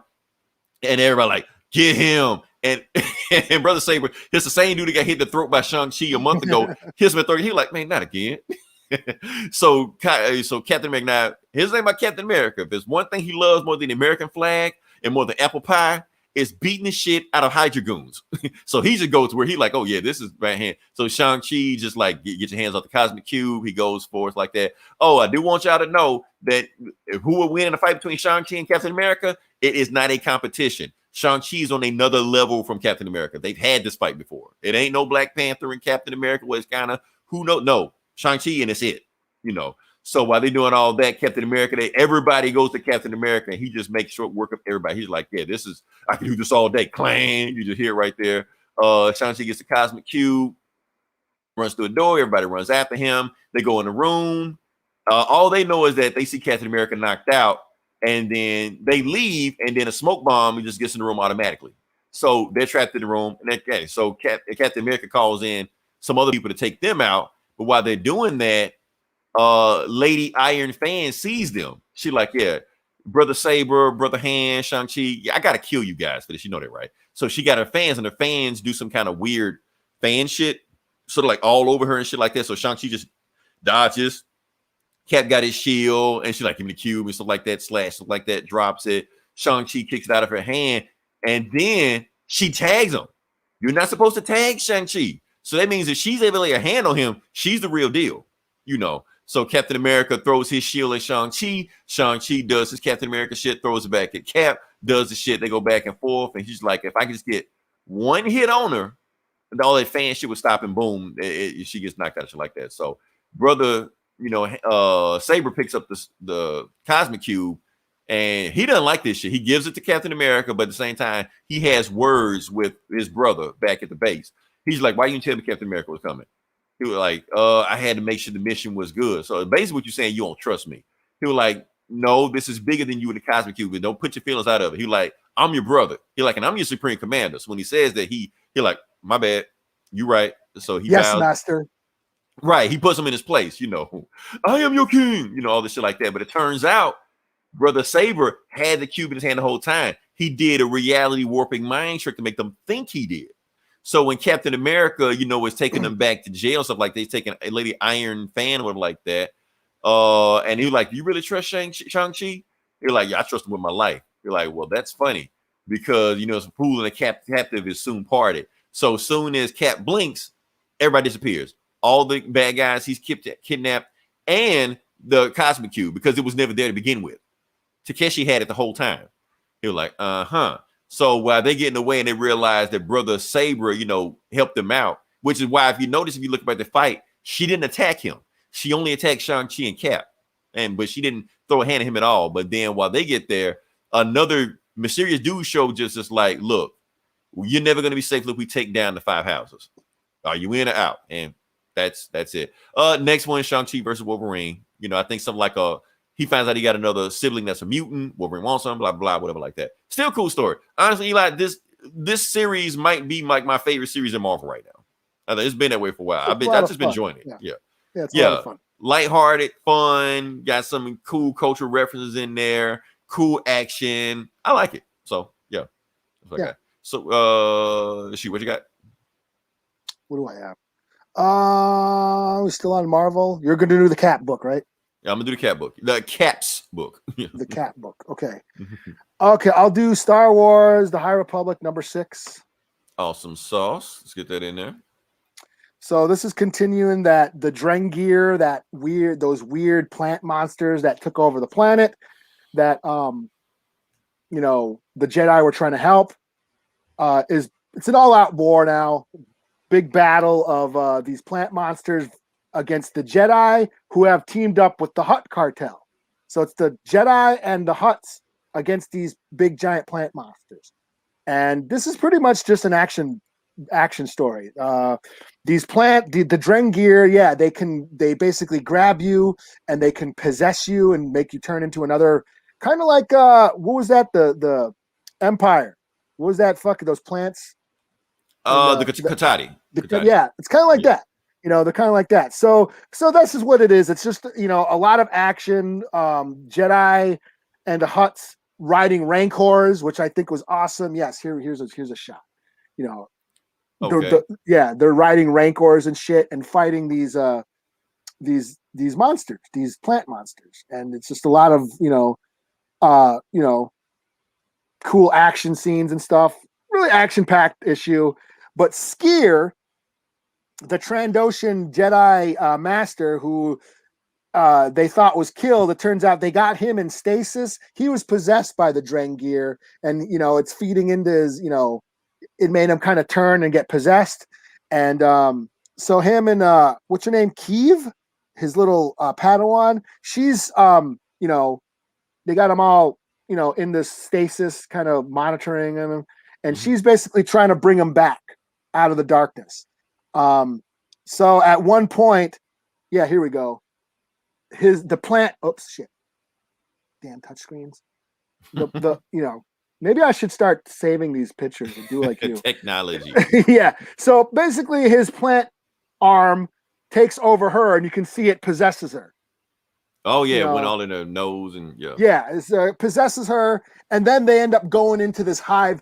So these Drengir, these plant monsters, they have like a hive mind. So her and Skier are inside the hive mind of the Drengir plant monsters, and they're having like a nice poignant moment about how she always believed in him, that he can never go full dark or whatever, and she wants to bring him back to the light and all that. So basically, they end up going to like the source of the Drengir, and it's called the Progenitor, the Great Progenitor. And it's like this thing that's ever been a thing. No, this is like all new. This is all shit that's new in this High Republic shit. So there they are inside the hive mind, sort of meeting with the source of the Drengir. And so I thought that was really cool. And so so this is a 4 out of 5. This is that Cavan Scott who wrote it, and he's doing one of the novels, like the next novel. That's I think it's called The Rising Storm, which also dropped this week. So this book that he's writing, this comic that he's writing for Marvel, has been going on, but he's also got a novel of the High Republic coming out. So I'm probably going to pick it up at some point. I'm reading a ton of shit right now between comics, and I just picked up the Once Upon a Time in Hollywood novelization that I'm reading right now. I was wondering where you're going to talk about that. So.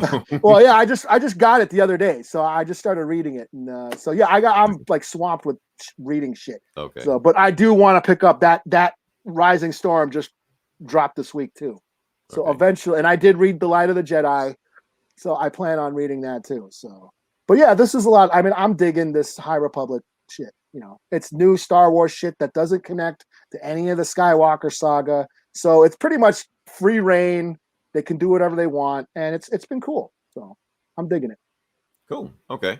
All right. So next book I'm going to do is going to be The United States of Captain America #1 of 5. So this is a mini series. Yeah. Like I said, for those who don't know, this is actually like the 80th anniversary of Captain America. Like I said, he's been around forever, but now this is a thing where we're all going to celebrate. And yeah, this is the start of this book. So we're just going to jump into it. And let me see if I can get into it real quick. First off, Eli, we forgot to do that. You got your poster?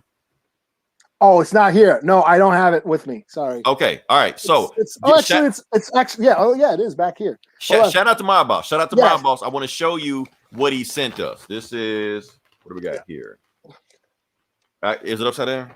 It's upside down. Fuck. There we go. It's kind of hard to see, but you can see that my boss sent us a poster. Yes. I'm gonna put this up somewhere. I'm gonna put this up. Yeah, because I actually got that up here, like the fucking the what do you call it?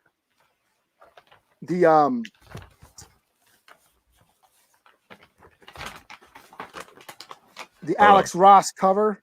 Yeah, Alex Ross cover. That's what it is. So yeah, and I think it's an awesome image. It's a fucking dope ass image of all these. We're gonna put them up at the same time. Yeah, like I said, shout out to my boss. He's always sending us stuff.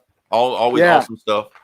Yeah. So, and plus, when I even saw that cover, I was like, that's an awesome cover. So the fact he sent us a poster of that cover, I was just like, yeah, that's awesome. Yeah. So I got my poster too, my boss. Thank you. You rule. Thanks for listening. This is dope. It's a cool ass. I might get this framed. I'm seriously gonna put it behind me. That's what the thing I'm putting behind me. So yeah.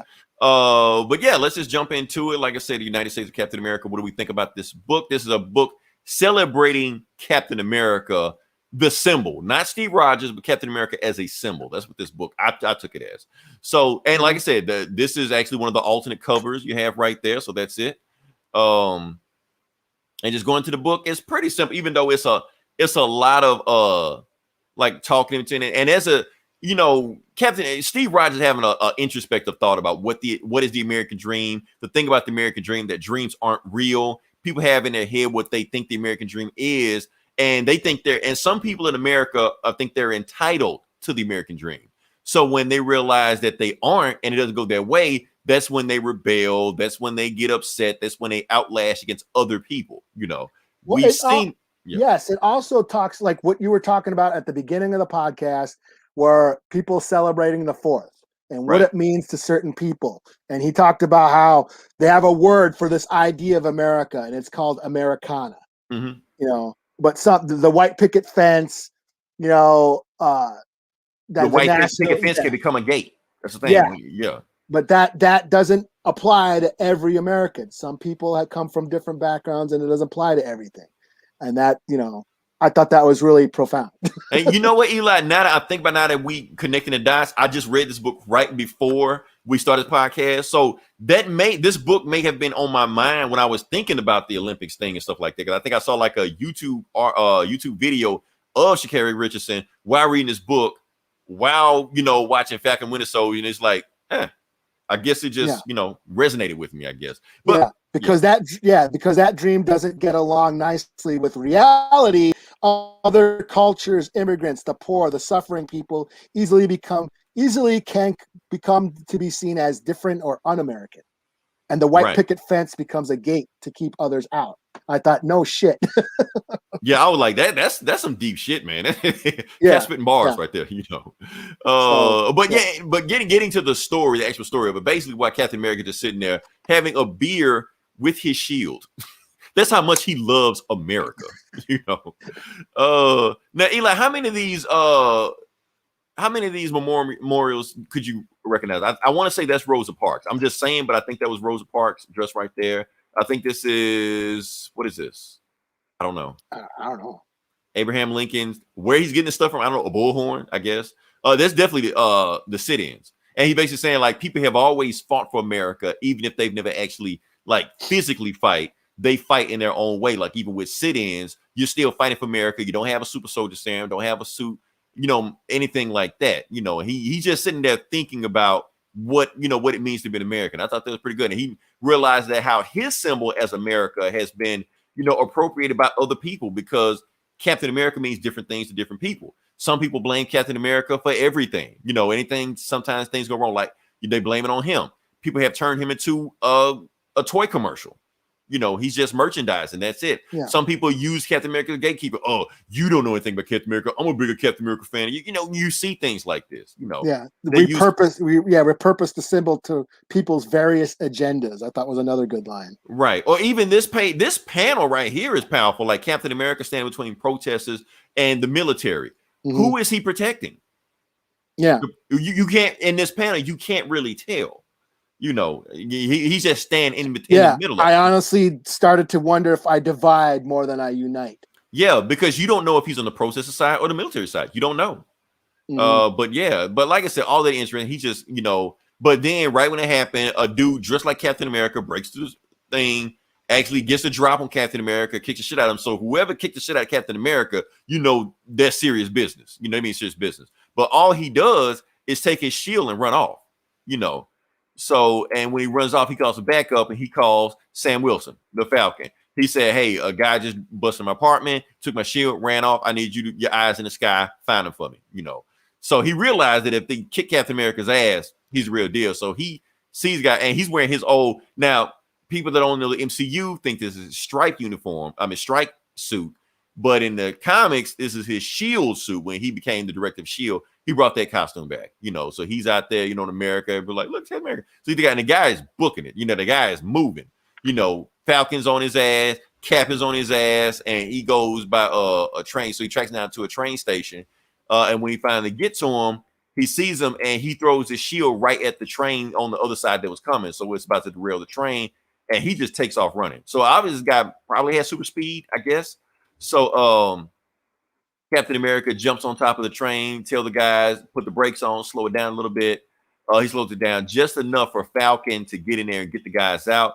Captain America gets some more of the guys out.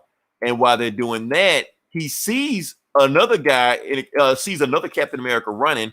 So he goes to stop him and realizes it's not that same guy right before he's about to punch his lights out. It's just a guy, He just said, I'm just here to help, but he's dressed like Captain America, So what is his name? He's like, what's your name? Captain America. He's like, okay, give me another name before I knock your teeth out, And he calls himself Aaron Fisher. Aaron Fisher is his name. And he's got a trash can that he repainted as a Captain America shield, So he's like, what the hell are you doing here? Why are you here? And he's just like, look, only reason I'm here because my dad kicked me out for being me. I ran off with my boyfriend. My boyfriend did something else in Missouri. So I came here and I'm just hanging out in the train station because a lot of runaways are here. And I'm just protecting them. That's all. I'm not doing anything, scandalous or anything like that. He like, I don't care about any of this shit you just said. Why are you dressed as Captain America? He was like, oh, yeah, because there's like a network of Captain Americas, like a whole bunch of us. We kind of we never met each other, but we kind of know of each other. And we just do a little part. Yeah, while you fighting Thanos, protecting the country and stuff like that, we just doing our part. That's all. We're inspired by you, So you're like, okay, I take your story for what it is. So help me rescue these people on the train. So while they're rescuing people on the train, he sees the red dot on Aaron Fisher's shirt. And he gets him out the way. So he realized, okay, something's not right here. There's a female assassin. And Captain America throws his trash can lid at the female assassin also. But they realized they weren't trying to kill Sam or Steve. They're trying to kill that guy. So like, okay, something isn't right here if they're trying to kill you over us. So obviously something is going on. So, yeah. So they just talk about over there. And then so Sam and Steve are talking in the room. And basically just like, okay, so there's a whole bunch of Captain Americas all over town. We need to keep our ears to the ground to find exactly what this other Captain America is doing. Because obviously we know what he's trying to do. He's trying to, destroy my name with my shield. That's what he's trying to do. So we need to stop it before you do that. And Sam is just like, look, but the both of us, he can't take us because we're like 2.5 Captain America. I'm like 1.5 for myself, And Steve's like, I got to go find this guy. And Sam's just like, man, just say the word. Like what? Just let me come. He's like, okay, cool. So let's do this, Cap. He's like, let's do this, Cap. So it looked like Sam Wilson is going to suit up as Cap in the next issue, along with Steve Rogers while they go find the Captain America. Do we want to break down Aaron Fisher's thing, or do we care? It's just his it's kind of his origin story and how he ended up at some prison camp for kids or something. Roxxon was making some sort of the thing was that I guess it was like a build. It was like a abandoned building that are basically like homeless people. And the funny thing is, he was actually inspired not by Steve Rogers, but by Sam Wilson, because Sam Wilson showed him that the symbol Captain America is not a person; it's a symbol. If somebody else can wear the symbol, But Roxxon demolished this building that a whole bunch of homeless kids were in, runaway stuff like that, and they basically put them in another area, to basically move them out, But they're basically like an internment camp if you really think about it. But yeah, he dressed up as Captain America, fought his way out. Of course, he got kidnapped also. And you got Halo guy, Master Chief guy, whatever, Doom guy, whatever you want to call it. Smacks the shit out of him. He ends up rallying up all the prisoners, and they sort of make a break for it. Shit. Yeah, because he started dressing up as Captain America, and he realized that dressing up as Captain America made him feel more powerful. They gave him confidence, basically. Yeah. And it also helped him rally up everybody. Like they all believed in him. Right, because it became a symbol, Yeah. So these guys come in, he kicks the shit out of these guys. There's only like 3 of them. He beat the shit out of them. And then I don't know if he runs off the Roxanne guys. I don't even know if he did anything. I think he just like helped the runaways escape. I think that's all he did. I think Roxanne still runs away with the shit. But he gets on the train. I guess they're going to New York, and one of the guys that was in the internment camp with them becomes his boyfriend, and the end. Yeah, that's it. So Captain America story. So Eli, you ready to rant and rave about how woke this book was, like every other Comic Gates YouTuber was doing? No, I thought it was a pretty standard Captain America book. That's what I thought. It was like people overreact over nothing, man. It was just a thing, Yeah, I actually enjoyed it more because, well, like I said, all that shit he was talking, like Cap sort of reflecting on what the symbol means and what America means and all that shit was actually quite deep and profounding, I thought. Yeah. I mean, it's no different from, a guy that admires an athlete, wants to pick up the same sport, or your favorite musician. You see a famous guitarist, you want to take up the guitar. That's all it is. I mean, there's nothing wrong with that. Cap talking about all the bad stuff he's doing at the beginning of the issue, but at the end of the day, he's inspiring people. In the universe. So nothing wrong with that. Yeah. It goes back to Captain America was always about politics, from the get-go. He punched Hitler in the face before World War II. So yes, he's always been political. Yeah. So to bitch about him being political now is, again, stupid. Okay. So can I bitch? Can I bitch? You can bitch. Okay, I'm gonna bitch about one thing. Because I understand what these Captain America books are doing. Like I said on Gomer's podcast last night, I basically said it was like Batman of all nations, like Batman Incorporated, when he just had Batman on top of Batman. So if you want to make a whole bunch of Captain Americas, that's cool. But what I don't want them to do is just, they got Aaron Fisher, he's gay, so he's the gay Captain America.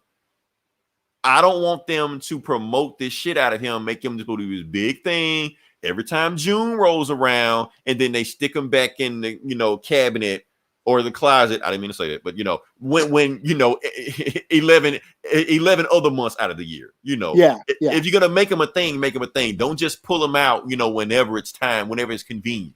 If you're gonna make these new characters, promote the new character, flesh out these new characters. That's all. So that's what Marvel. That's what Marvel does, and that's probably what's going to happen. Is we ain't going to see Aaron till next June. The only thing, look, Aaron Fisher is going to be a trivia question in some kind of game show that we always do, and like, who's the gay Captain America? And it's going to be 20 years down the road, like, oh, I know, and it'll be or some guy is going to work for Marvel 10 years from now, and remember this one story, pull him out for an issue and put him back in, like American Kaiju. Remember that shit? Yeah. It's going to be like that. So I don't want that to happen. If you're going to make these characters pleasant characters, don't make these characters just to be a sales gimmick and stick them back in when it's convenient. And for everybody, who want more diversity in shit, if you want more representation in comics, read this shit. Because they ain't going to make it if you ain't going to fucking read it. Right. So everybody bitching about, there's no representation for whatever minority, we don't have any this minority character, that minority character. That's because you don't fucking read the shit. Read it, or they ain't gonna do it. Read it, watch it, buy it, support it, or they're not gonna make it, and we're still gonna be bitching about this shit. Yes, next year. Right, and and bitching about the book after it's canceled isn't the way to do it. Yeah. Yes. Oh, Marvel canceled another book with the minority character. Oh, yeah. Because you didn't read it, asshole. Right. Yeah. Read this shit. That's what I'm barely into the New Mutants run right now. Right. Barely give a shit. The only reason why I read it because Warpath and Danny Moonstar. Exactly. That's the only reason why I'm reading it. Like I said, Marvel is a business. It's not even. What do you expect Marvel to do if they have a book on this shelf that's not selling? Of course they're gonna cancel it. They're not evil. That's just business. I mean, you gotta get the lights on some kind of way. Because your woke ass didn't support it. Go fucking support this shit. Yeah. Watch it, read it, buy it. Right. Or at least bring attention to it. Like read a book and then bring attention to it. That's all. That's what we're doing. Yeah. Like I said, anytime I see an issue, like I don't give a fuck about Green Lantern. But if I see Jon Stewart on the cover, written by a black writer, drawn by a black artist, I'm at least gonna get the first issue. Yeah. Whether I like it or not, I'm at least gonna support it that way. Cyborg, I bought every Cyborg run there is. Fuck it. Yeah. What were we talking about? I thought we weren't gonna bitch about this. we bitch. We've become what we hate, Eli. Americana. Right. What's the next book? Let's see. What is the next book? I think my indie books, I guess. Mm-hmm. Oh no, I did the fucking Green Arrow 80th anniversary. Trav, what up? We see you, Fat T. Is he there? Hey, he said he didn't comment it, but I see he made an emoji reaction. So he said he lost 20 pounds. We can't call him Fat T no more. He swole T. Yeah. He's just regular T now. Sexy T, T-Boz. Call him T-Boz. Big pretty. So yeah, I got the Green Arrow 80th anniversary. Like every anniversary we've been seeing, it's just chock full of a variety. It's an anthology book of a variety of different stories from the Green Arrow, character. Mariko Tamaki opens the story with this your standard kind of a throwback to like Batman 66, just a little cute story of him and Roy. Him and Speedy, okay. Yeah, kind of just getting going after a villain and using their weird different arrows. It's kind of it's very, very, old school, Okay, did the aeroplane and arrow cave show up? Golden Age style, story. I thought that was kind of cool. Tom Taylor had this was with Wildcat, the old boxer guy, teaching Ollie how to box, giving him a boxing lessons. Like, you can't fight crime, from 100 feet away. Sometimes you got to get dirty and you got to use your hands. And so he's giving him some boxing lessons. But then some villain, I don't even know who this is, but he looks like a Beetle guy or something. Hold on, let me see. I guarantee you, let me see. Kill him off? Sure. Okay. I'm probably wrong, but let's just go. Yeah. So he ends up like basically grazing Wildcat in the head. The fuck? Okay. Yeah. And then Green Arrow basically takes his bow, puts a boxing glove on an arrow. You got to do boxing glove arrow. Yeah. and then boom, takes him out, and says, I guess you can, use, your arrows for everything and blah, blah, blah. And Wildcat's, hey, you're okay. So, I got 9 lives. So cool. Yeah. Tom Taylor killing it again. We get this other Stephanie Phillips, an old school, tale from, the Justice League. Justice League go on a mission and they leave Green Arrow behind. He's all like, man, you guys never take me with, blah, blah, blah. Then while they're gone, a bunch of aliens attack. And then, Ollie, white. They look like the White Martians. Let me see that one more time. I don't know, just aliens. It look like the White Martians. Okay, but I thought they looked like the fucking King in Black shit. Oh like yeah, symbiote. But then Ollie gets like an air, like I think it was some bow from another dimension. I think that Hawkman knew about or something. Nth metal, yeah. Yeah, and then uses that to kill the fucking aliens. So yeah, I mean, it's just a bunch of stories, from different times, different eras, and the Green Arrow universe.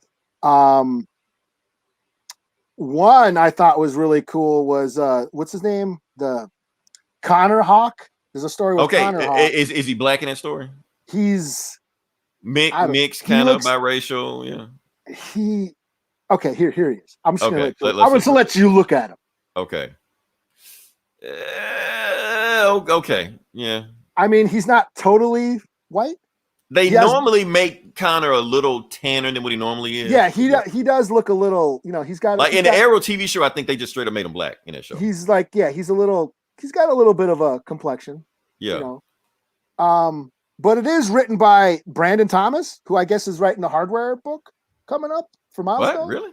Yeah. Okay. So we had that. That was a cool story of him going out, and he doesn't want to kill. He's using like, you know,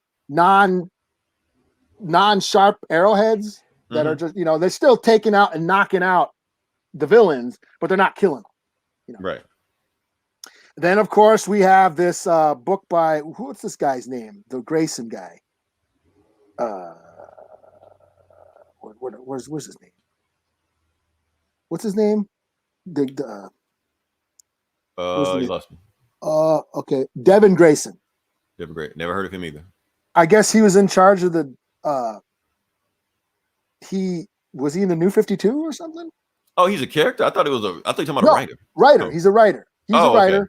But basically, he goes and now I don't. This is where I was a little confused. It kind of goes back to his Navajo roots because, as I understood it, I thought Roy was kind of adopted, but this kind of makes it sound like he was actually Navajo. So I've never heard that before. Okay, well, he was raised like by the Navajo. He had a Navajo adopted grandfather and stuff. But anyways, this he's telling his daughter the story about it's a Navajo legend, and it sort of parallels his life story of this hero from the Navajo legend left the community and was raised by this other hero, and then it's like paralleling how Roy was raised by Ollie and all that stuff. So, and it uses a lot of Navajo words and language in it. So I thought that was kind of cool just for some representation, and it also goes into how indigenous storytelling is basically passing on knowledge and stuff like that. And so I thought that was kind of cool. No, but I never knew Roy had that connection. I never did. I always heard about, I just thought he was adopted because he's blonde. I didn't think, he was blonde, and, I just thought he was white. I didn't think he was Navajo because he was blonde. So, right. Unless he's Mohawk, Trav. Oh, that's an inside joke. Yeah, I figured it was. Them blonde Mohawks. I was in the Navy. I'm not Navajo. I don't get that one either, but okay. And then it's just like I said, there's a really cool the Jeff Lemire one does we had him and what's his name? Andrea Sorrentino. Let me make a statement because I got flack for this. Look, I don't hate Jeff Lemire. I like Jeff Lemire. I know I'm phasing out right now. But the thing is about Jeff Lemire is that I don't worship him as a god like everybody. You just don't ride his dick. That's all. I just don't ride his dick. But however, his Green Arrow run, I liked. I read the entire thing, read the entire run of it. It has some interesting things into it. It actually a lot of things from the TV show came from that run.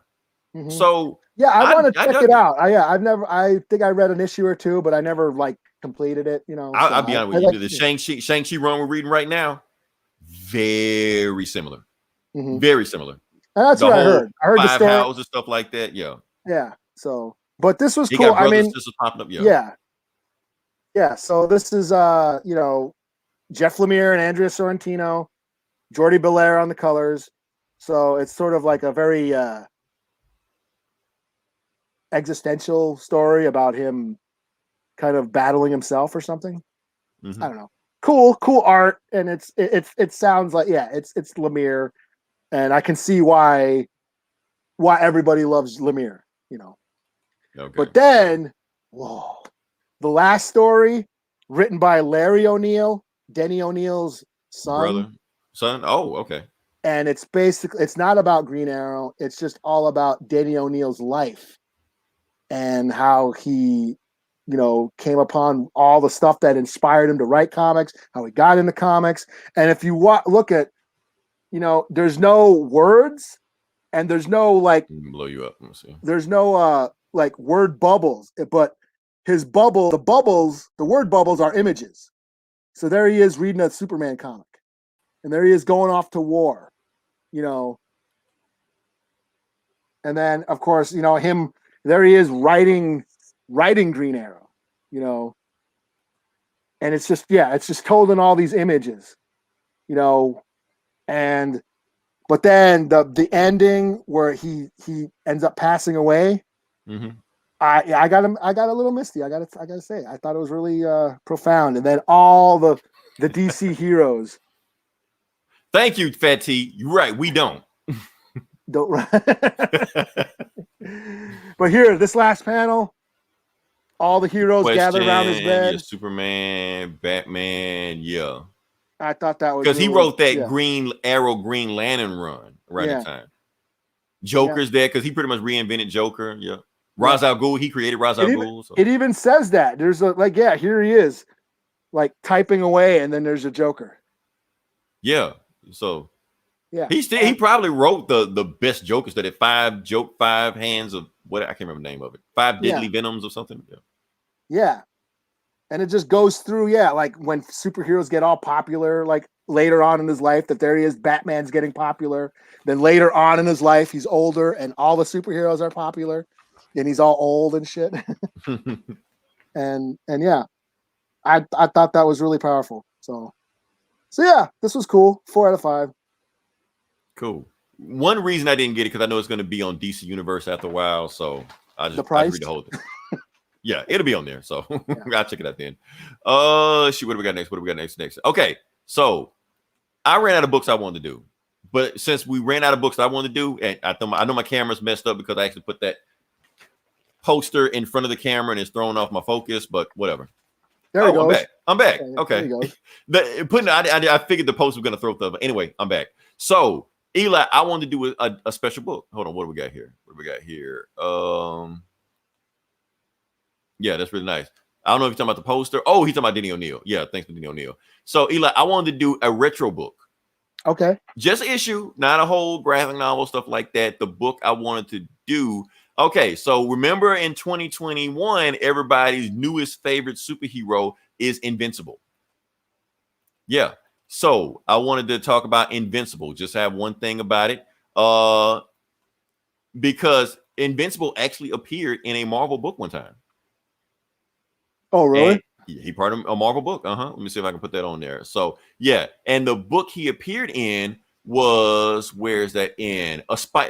Marvel Team Up, I think number 14, where he teamed up with Spider-Man. So Invincible and Spider-Man did team up.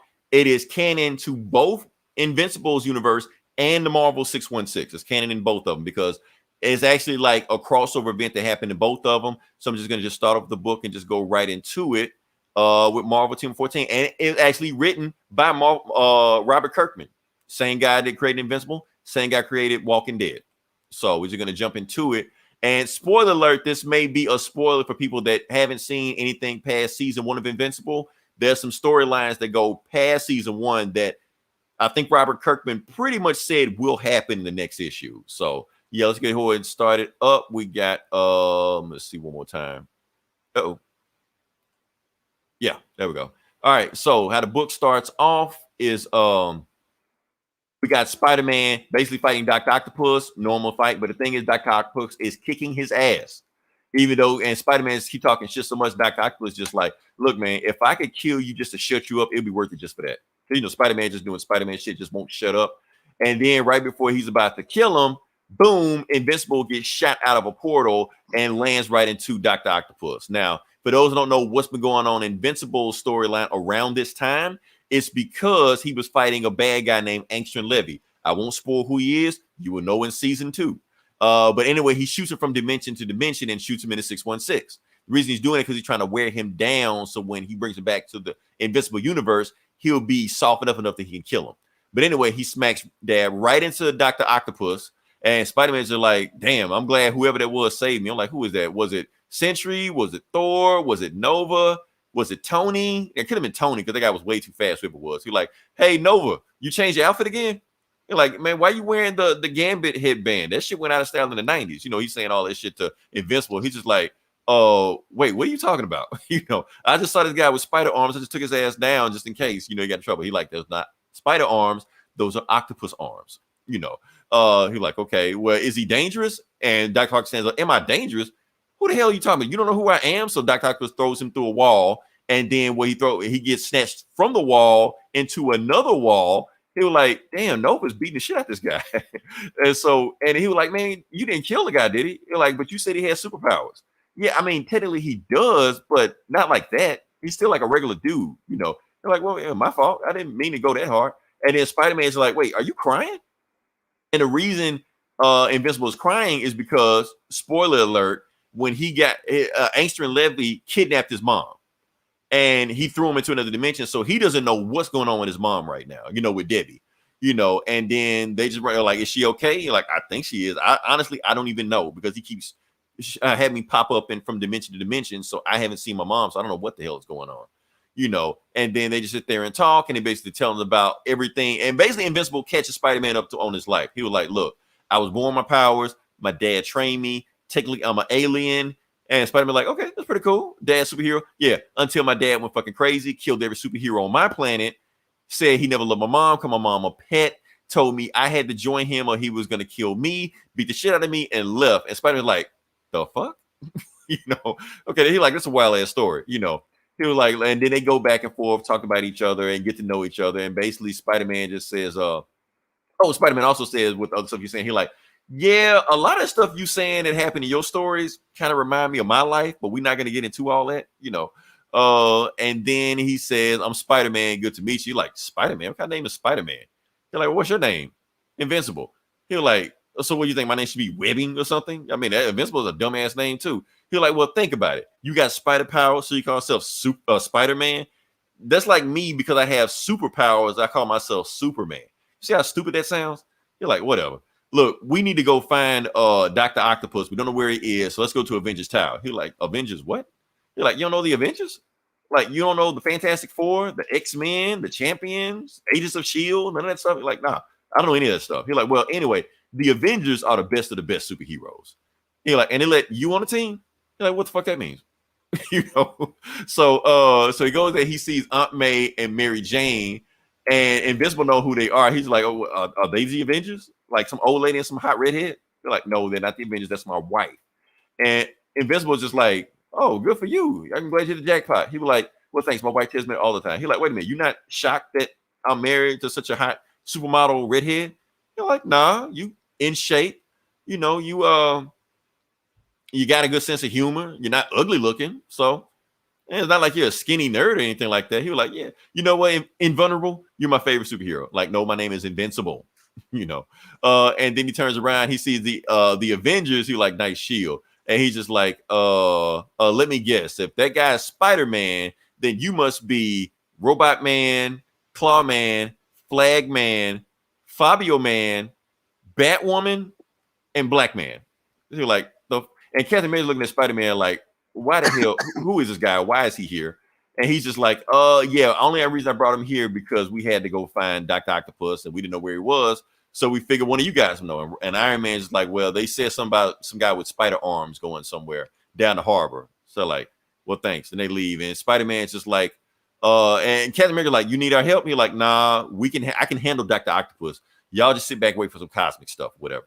And then Iron Man's like, why did he always say something about cosmic stuff? We don't even go into space like that. Like, he act like we fight Thanos and Galactus every other day.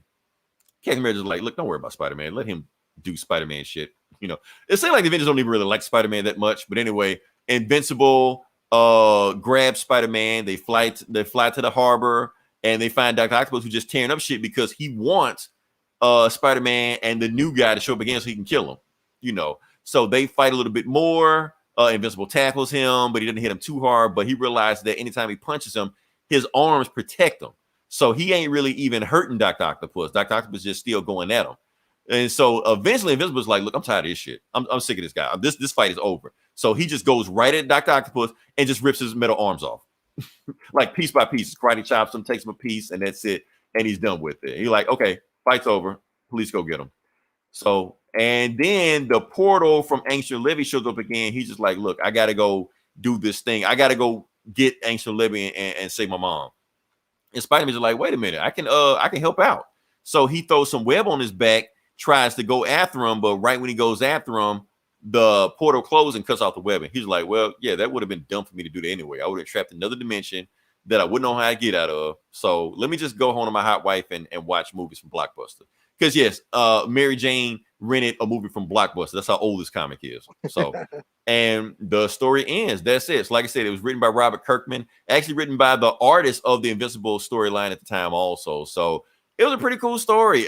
Robert Kirkman was actually writing Marvel Team Up at the time. The same time he was writing Invincible. So he was doing like double duty. So he had, he was doing a Marvel book at the time. It was just nice that these two meet. So like Invincible and Spider-Man, you just expect them to meet. They don't fight. They chill out. They're friends. You kind of expect that. Well, that's what Invincible is. Invincible is the Spider-Man comic. Yeah, with blood. Right. And honestly, but at this point in comic, Invincible isn't bloody, but later on in the book, it gets gory. Like it does shit that Marvel can't do. But yeah, at the beginning of it, Invincible is pretty much Spider-Man. Which Spider-Man actually says like, damn, your adventures sound like my adventures. That's what the point they were trying to make. Like you sound like a Spider-Man book up until this point. Spider-Man is the teenage superhero that juggles adolescence and superpowers and all that drama. Yeah, and that's what Invincible is. Invincible is almost Robert Kirkman's critique or love letter to that. Yeah, at first until it goes only with bloody violence. Yeah, bloody violence and some wild shit, which I won't spoil, which the show I know will tackle or may or may not. So, yeah, that's all I got. Awesome book. I just wanted to talk about it. Hold on, what we got? We got another comment. Is that Fat T? What Fat T talking about? Yeah, I still got to watch it. Like, I've read a bunch. I have read the comics. I haven't watched the show yet. Yeah, the Invincible show is great. Like I said, and the first season like barely touches the rest of the series, so they can make another 10 seasons of this shit and not scratch the surface. But yeah, that's what I got. All right. Well, yeah, this is long. Okay, I'm gonna just fly through these two books. My two indies because they finished up this week. Two Moons on Image, the Civil War era horror story about this native soldier who can see demons and he fights them. This issue wraps up the first story arc where he's stuck in a jail and the demons are coming and he teams up with some soldiers and they big battle, kill him. Finale, dope. 4 out of 5. Cool. He's a native character written by a white person and you can tell. So that's all I'm going to say. Think we didn't notice. Yeah. It's nice to have diversity, but it would be nice to have diversity. We need a black guy. Call in Brian Michael Bendis. Yeah. All right, and then Redemption number 5 finishes up this. The Good, the Bad, the Ugly meets Mad Max. The female Linda Hamilton gunslinger called the Beast or the Butcher. She's a gunslinger. She teams up with this woman who's trying to save her mother, who was a doctor being executed for performing an abortion on an underage girl. She's from not old Western because it's in the future. But yeah, this run by this corrupt sheriff who, very, very conservative, religious fanatic. And so this is the finale to that. The gunslinger shows up, shoots him up. Cool. I really dug this. This was Mike Deodato Jr. and Krista Faust. They also did Bad Mother together, which I also like. This is that AWA book. So, and they're just pumping out really cool indie books, cool stories. So this was a 5 out of 5. I dug this. So that's it. I'm booked out.